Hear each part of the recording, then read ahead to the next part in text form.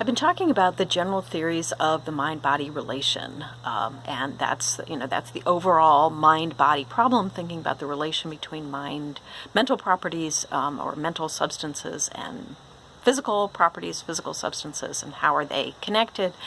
But the specific topic for the course is consciousness, and pretty much everybody agrees that consciousness is the real heart of the mind-body problem as it is now. So, we figured out ways in which we can think about mathematics and decision-making and so forth in terms of specifically computers doing those similar sorts of operations.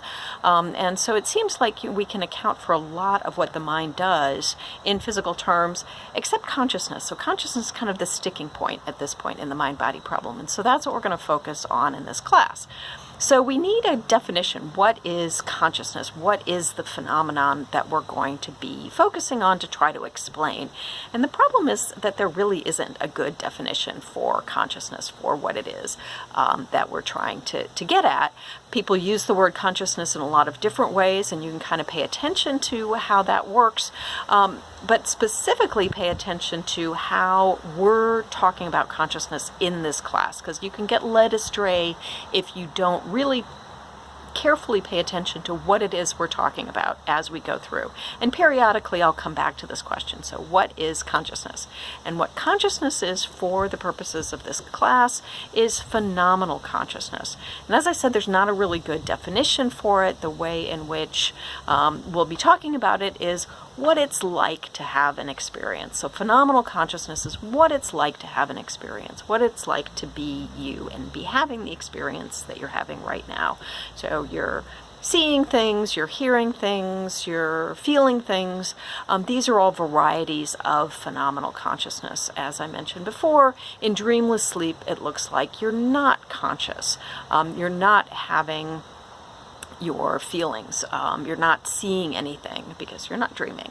You're not hearing anything. You are not conscious. So this is sort of a basic kind of contrast to try to get at what phenomenal consciousness is. Your journal entries are going to also try to get you to be reflective on your experience and try to get a better sense of what phenomenal consciousness is, what it's like to be you in having an experience. So that's why those journal entries are really, really important.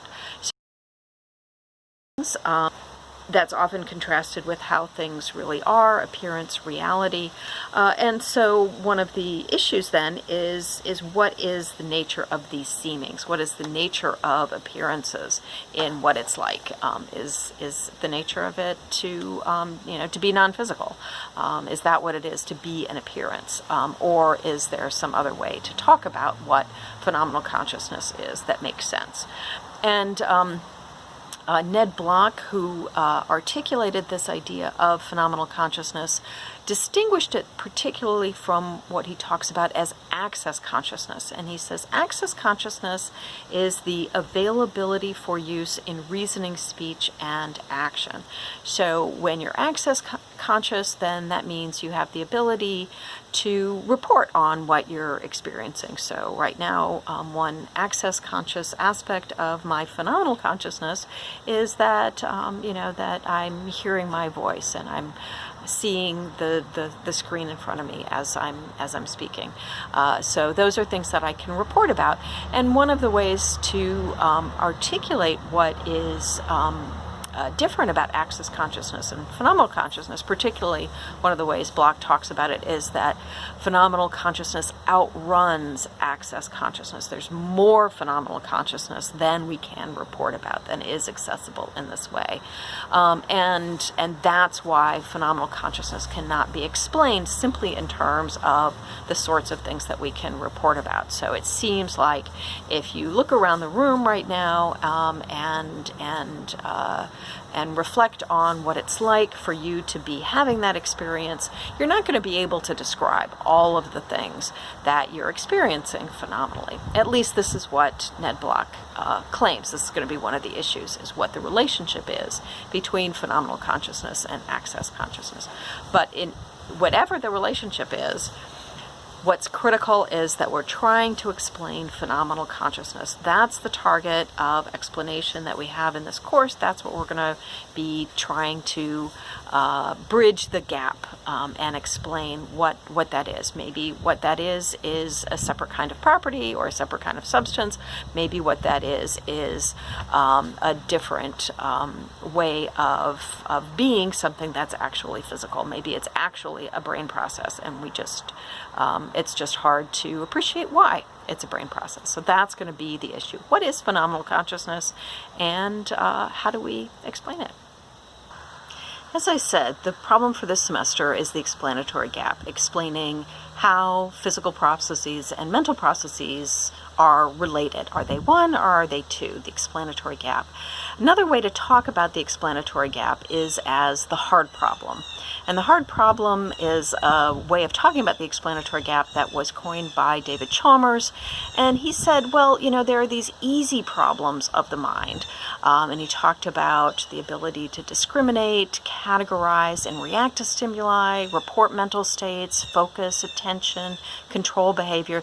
These are various different kinds of mental processes that he thought, are easy in the sense that we, pretty much could we pretty much have an idea about how we can explain those in terms of brain processes. We can look at the way neurons interact, and we can look at the way in which people relate to their environment, and we can figure out how these different kinds of problems can be solved.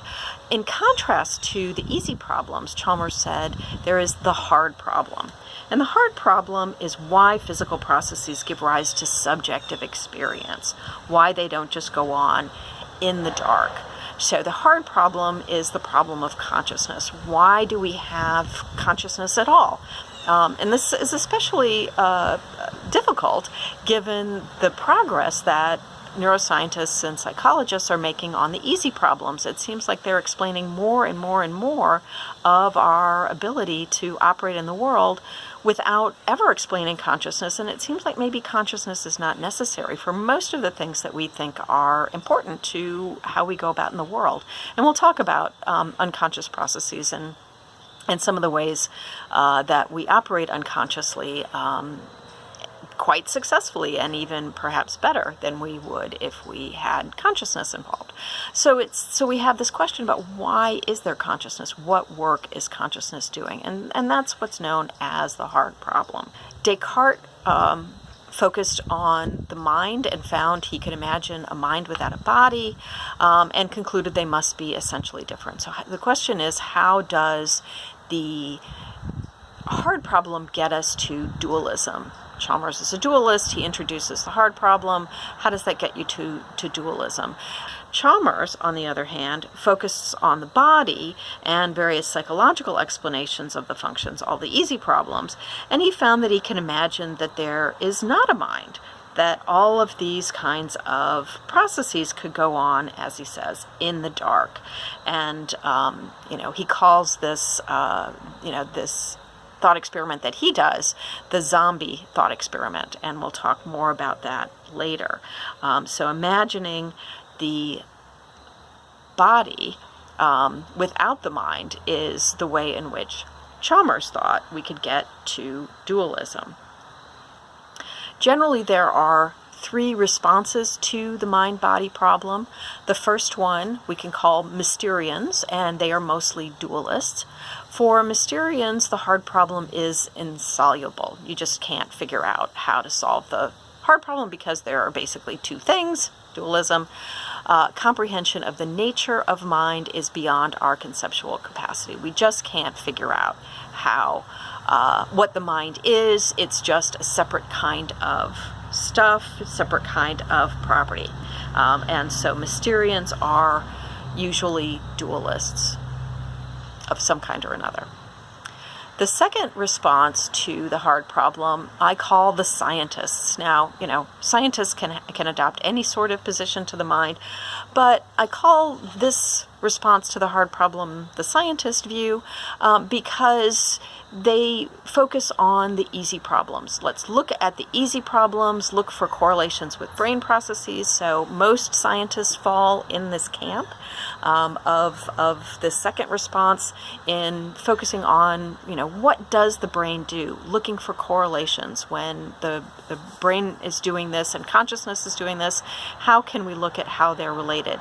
And then, eventually an answer to the hard problem will come in the way that science always operates, is you just keep trying to figure things out, and you get closer and closer, and eventually you figure out how things work.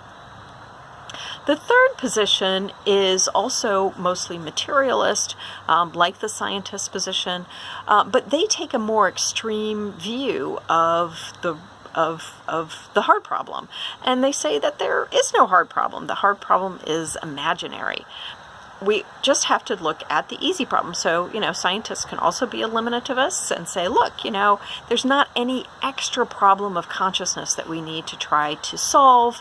We just need to solve the problems of attention, sensation, thoughts, reports. Once we understand how the mind works fully, then we won't have a problem of consciousness. So the big difference between the third, the eliminativist position, and the second scientist position is that the scientists say, yes, there is consciousness. It's puzzling. We really have these feelings and we don't know how they can be explained in terms of brain processes, but eventually we'll get to that explanation. The eliminativists say, no, there isn't something extra that's consciousness. There is just the ability to report, the ability to process sensory information, etc. So we'll be looking at the difference in these three different kinds of positions as we go throughout the semester. So again, as with the general theories of the mind-body relation, idealism, materialism, and dualism, you need to also be thinking about how they respond to the specific issue of the explanatory gap, the hard problem. The dualist goes with the Mysterian position, but materialists can either be in the eliminativist camp or in the scientist camp. And so be thinking about how you think about these different ways of responding to the hard problem.